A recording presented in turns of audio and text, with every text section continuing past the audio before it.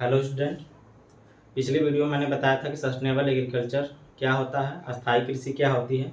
अब जानेंगे कि सस्टेनेबल एग्रीकल्चर और मॉडर्न एग्रीकल्चर में क्या अंतर है। तो सस्टेनेबल एग्रीकल्चर यानी स्थायी कृषि और आधुनिक कृषि में अंतर क्या है, किस बेस पे हम जो है इसका डिफरेंस कर सकते हैं, अंतर कर सकते हैं। इसमें देखिए पहला पॉइंट है प्लांट न्यूट्रिएंट्स, यानी कि पौधों के पोषक तत्व। तो प्लांट न्यूट्रिएंट्स के बेस पे क्या है, सस्टेनेबल एग्रीकल्चर में हम जो है फार्म यार्ड मैन्योर यूज करते हैं, compost, green manure, bio fertilisers and crop rotations are used. यानी कि फार्म यार्ड मैन्योर FIM को यूज कर सकते हैं, कंपोस्ट, ग्रीन मैन्योर और बायो फर्टिलाइजर को भी इसमें यूज कर सकते हैं। फर्टिलाइजर को हमें इसमें यूज नहीं करना है, बायो फर्टिलाइजर्स आप इसमें यूज कर सकते हैं। साथ ही साथ क्रॉप रोटेशन से भी जो है प्लांट न्यूट्रिएंट्स सप्लाई होता है, क्योंकि जैसे आप सीरियल क्रॉप ग्रो करते हैं उसके बाद जो है सीरियल क्रॉप क्या होता है कि इसका नेचर एक ऐसा है कि ये जो है एग्जॉस्टिव नेचर का होता है, सॉइल को एग्जॉस्ट करा देती है, यानी कि सॉइल से बहुत ज़्यादा जो है न्यूट्रिएंट्स ले लेती है। तो क्रॉप रोटेशन में अगर हम जो है सीरियल को लेते हैं, इसके बाद हमें लेग्यूमिनस क्रॉप ग्रो करनी होती है। तो लेग्यूमिनस क्रॉप ग्रो करेंगे तो उससे क्या होगा कि एटमॉस्फेयर का जो नाइट्रोजन होता है उसका फिक्सेशन होता है। तो इसकी वजह से क्या होगा कि सप्लाई होगा सॉइल में प्लांट न्यूट्रिएंट्स। तो सस्टेनेबल एग्रीकल्चर में हम जो है farm yard manure, compost, green manure, bio fertilisers and crop rotation ये सभी को यूज कर सकते हैं इसको प्रोवाइड कराने के लिए। वही मॉडर्न एग्रीकल्चर में हम क्या करते हैं कि अगर हमें प्लांट न्यूट्रिएंट सप्लाई करना है तो इसके लिए जो है केमिकल फर्टिलाइजर को ही हम इसमें यूज करते हैं। सेकेंड देखिए पेस्ट कंट्रोल।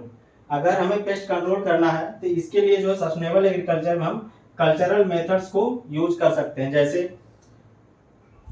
कल्चरल मेथड्स में हम क्या करेंगे कि वहाँ पे जो है कल्चरल में कई सारी चीज़ें आती हैं जिसमें हम जो है इंसेक्ट को जो है जो इंसेक्ट से अफेक्टेड प्लांट है उसको हम जो रिमूव कर सकते हैं, या डिजीज से कोई इफेक्टेड प्लांट है तो उसको हम जो है रिमूव कर सकते हैं। इससे जो हम इसके अलावा जो है कई जैसे समर में हम क्या करते हैं डीप फ्लोइंग करते हैं। तो समर में डीप फ्लोइंग अगर हम करेंगे तो उससे क्या होगा कि जो भी इंसेक्ट के लार्वा वगैरह होते हैं वो सभी जो है वहाँ पे फिनिश हो जाते हैं, सॉइल बोर्न डिजीज जो है वो भी कंट्रोल हो जाती है। इसके अलावा क्रॉप रोटेशन से भी अगर हम अलग अलग बिहेवियर की क्रॉप को ग्रो कराएंगे तो इंसेक्ट का अटैक उस पर कम होगा। साथ ही साथ जो इंसेक्ट किसी खास क्रॉप पे जो है अगर लंबे समय तक खास क्रॉप पे कोई मान लीजिए सीरियल अगर हम ग्रो कर रहे हैं तो उस पर जो है बहुत ज़्यादा जो है इंसेक्ट का पॉपुलेशन बढ़ जाएगा, वहाँ पे एक हार्बर बना लेंगे, अपना आवास बना लेंगे, तो इंसेक्ट का जो है अटैक बहुत ज़्यादा होने लगेगा। इसलिए क्रॉप को रोटेट करेंगे जिससे क्या होगा कि अलग अलग क्रॉप का अलग अलग नेचर होता है, बिहेवियर होता है, उससे जो है इंसेक्ट के पॉपुलेशन में कमी आएगी। साथ ही साथ हमें जो है बायोलॉजिकल मेथड्स भी हम इसमें अप्लाई कर सकते हैं। जैसे जाइगोग्रामा बाइकोलराटा है इंसेक्ट, इससे भी हम जो है कई सारे पेस्ट को जो कंट्रोल कर सकते हैं। ठीक है, ग्रासेस हैं उसको भी हम कंट्रोल कर सकते हैं। तो ये सारे मेथड जो हम यूज करते हैं सस्टेनेबल एग्रीकल्चर में अगर हमें पेस्ट कंट्रोल करना है। तो वहीं मॉडर्न एग्रीकल्चर में हमें जो है ये सब करने की जरूरत नहीं होती। वहाँ पे डायरेक्ट हम क्या करते हैं टॉक्सिक केमिकल्स जैसे पेस्टिसाइड हो गया या इंसेक्टिसाइड हो गया, इसका हम यूज इसमें करते हैं। थर्ड पॉइंट पे देखिए इनपुट्स। अगर इनपुट्स की बात करें कि हम उसमें क्या अप्लाई करते हैं, किस तरह अप्लाई करते हैं, तो इनपुट्स में यहाँ पे हम देखते हैं कि हाई डाइवर्सिटी। सस्टेनेबल एग्रीकल्चर में हम जो है डाइवर्सिटी को बहुत ज़्यादा प्राथमिकता देते हैं, तो डाइवर्सिटी को हमें ज़्यादा करना है। अब डाइवर्सिटी का मतलब क्या होता है, जैसे अगर हमें क्रॉप लेनी है तो क्रॉप में जो है अलग अलग रूटिंग डेप्थ की होनी चाहिए, अलग अलग प्लांट हाइट की होनी चाहिए, अलग अलग लीफ स्ट्रक्चर की होनी चाहिए।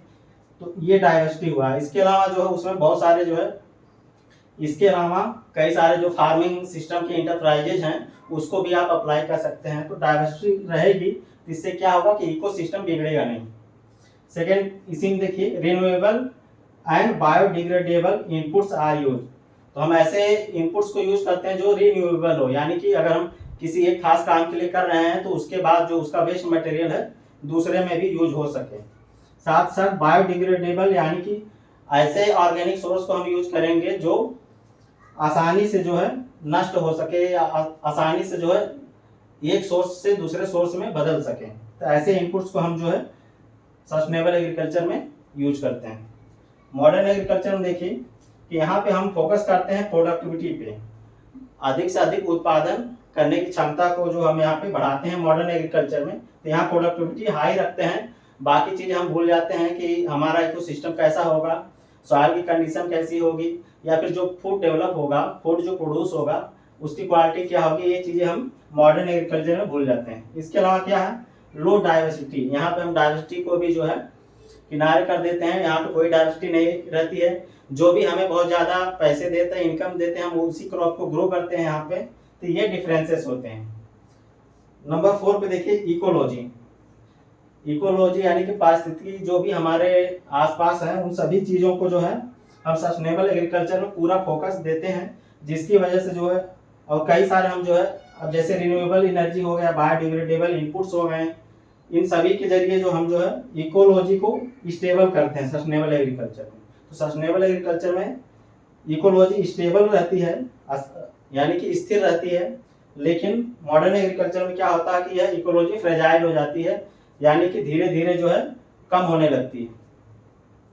नंबर 5 पॉइंट देखिए, यूज ऑफ रिसोर्सेज। कौन कौन से स्रोत को हम जो है इसमें यूज कर सकते हैं।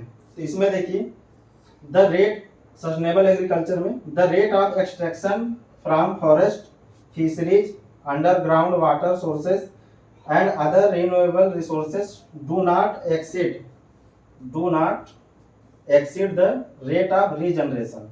यानी कि जो भी नेचुरल रिसोर्सेस हैं, चाहे वो फॉरेस्ट हो, फिशरीज हो या फिर वाटर बॉडीज हो, इसके अलावा रिन्यूएबल सोर्सेस हों, ये सभी जो है जिस रेट में हमें मिल रही हैं या नेचुरली तरीके से हमें जिस रेट में मिल रही है उसी रेट में हमें उसको जो है यूज करना है, उसका हमें जो है यूटिलाइजेशन करना है। ऐसा नहीं कि जो है अगर मान लीजिए कि 100 लीटर वाटर मिल रहा है तो हमें जो है 110 लीटर वाटर यूज कर रहे हैं। एक्सेसिव अमाउंट में हमें यूज नहीं करना होता है। अगर इतना मिल रहा है तो हमें इतना ही खर्च करना है, ठीक है। तो इससे क्या होता है, इकोसिस्टम बिगड़ता नहीं है। तो सस्टेनेबल एग्रीकल्चर में ये खास चीज़ें जो है ध्यान देने वाली बात है कि जितना हमें मिलता है नेचुरल रूप से हमें उतना ही अपटेक करना है, उतना ही हमें लेना है। लेकिन मॉडर्न एग्रीकल्चर में क्या होता है कि the rate of extraction exceeds the rate of regeneration. जितना रीजनरेट हो रही है रिसोर्सेज उससे ज़्यादा हम यहाँ पे यूज करते हैं, एक्सीड्स करते हैं रेट को, ठीक है। इसके अलावा इससे क्या होता है कि फॉलिंग ऑफ ट्रीज बहुत ज़्यादा जो है गिर जाते हैं। जैसे मान लीजिए कि अगर आप जो है चट्टानों को हटा रहे हैं या चट्टानों को जो है वहाँ पे टिलिंग कर रहे हैं तो उससे क्या होगा कि धीरे धीरे जो है एक गैप बन जाएगा सॉइल में और जो है फॉरेस्ट में। तो इससे क्या होगा कि जो ट्रीज होती हैं वो फॉल डाउन होंगी। इसके अलावा डिफॉरेस्टेशन यानी कि वनों का नष्ट हो जाना, तो डिफॉरेस्टेशन भी बढ़ जाता है। साथ साथ ओवर ग्रेजिंग, मॉडर्न एग्रीकल्चर में ओवर ग्रेजिंग भी होता है, अत्यधिक जो है वहाँ पे जो भी एनिमल्स होते हैं वो सारा जो है वहाँ पे वनस्पति जो एक साथ चल लेते हैं, जिसकी वजह से क्या होता है कि उस जो प्लांट के स्पेसीज होते हैं वो सभी जो धीरे धीरे नष्ट हो जाती है। तो ओवर ग्रेजिंग, इसके अलावा ओवर ग्रेजिंग से क्या होता है कि जब सॉइल कवर नहीं होगा, सॉइल किसी भी चीज़ से कवर नहीं होगी तो रेनफॉल होगा, तो उससे क्या होगा कि रेनफॉल जब ड्रॉप आउट होगा तो उसके ड्रॉपलेट्स जो हैं सॉइल को बिखेर देंगे, जिससे फिर वो जो है जल में मिलके, वाटर में मिलके वो धीरे धीरे रनऑफ के जरिए वाटर बॉडीज में चले जाएगा, जिससे वहाँ का जो है कैचमेंट एरिया भी कम हो जाएगा और उसमें जितने भी स्टोर होंगे वाटर वो भी कम अमाउंट में आप जो उसको स्टोर कर पाएंगे। साथ साथ जो है सॉइल इरोजन भी होगा। तो ओवर ग्रेजिंग भी काफ़ी ज़्यादा हार्मफुल है। इसके अलावा and pollution of water bodies takes place.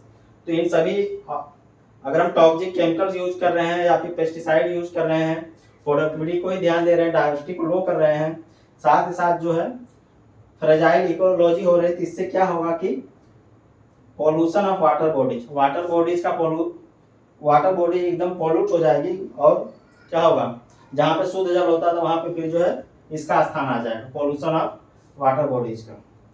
Number 6 देखिए क्वालिटी ऑफ फूड मटेरियल्स। तो सस्टेनेबल एग्रीकल्चर में जो फूड मटेरियल्स आर सेफ, जो फूड मटेरियल होता है सस्टेनेबल एग्रीकल्चर में जो भी प्रोडक्शन होता है वो पूरी तरह सेफ रहता है उसमें कोई भी हार्मफुल चीज़ें नहीं होती हैं, वो हेल्थ के लिए अच्छा होता है। लेकिन मॉडर्न एग्रीकल्चर में क्या है कि food material contents toxic residues, इसमें जो है बहुत सारे विषैले तत्व होते हैं। जैसे अगर हम पेस्टिसाइड यूज कर रहे हैं तो उसका काफ़ी अंश जो है हमारे फूड मटेरियल में दिखाई देगा, तो ये हेल्थ के लिए नुकसानदायक है। तो ये आज डिफरेंसेस मैंने बताया सस्टेनेबल एग्रीकल्चर और मॉडर्न एग्रीकल्चर में। तो कैसा लगा आप लोग बताइएगा। Thank you so much for watching.